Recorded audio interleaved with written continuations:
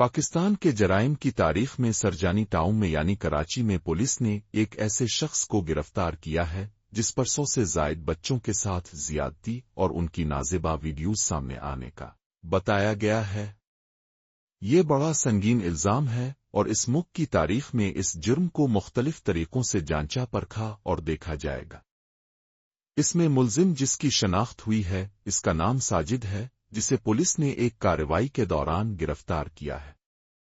طریقہ واردات یہ بتایا جا رہا ہے کہ ملزم بچوں کو ورغلا کر آڈرا کر اپنے پاس بلاتا اور پھر ان کے ساتھ زیادتی کرتا اور ان کارروائیوں کی ویڈیوز بھی بناتا تاکہ ان بچوں کو بلیک میل کر سکے۔ ملزم کے قبضے سے موبائل فون اور دیگر الیکٹرانک آلات برآمد ہوئے ہیں جن میں متعدد بچوں کی ویڈیوز موجود ہونے کا انکشاف ہے۔ پولیس نے ملزم کے خلاف دہشت گردی، زیادتی، چائلڈ پورنوگرافی کی دفعات کے تحت مقدمہ درج کر لیا ہے۔ ایس پی سطح کے افسران اس کیس کی نگرانی کر رہے ہیں تاکہ یہ معلوم کیا جا سکے کہ اس گھناؤنے جرم میں کوئی اور گروہ بھی شامل ہے یا نہیں۔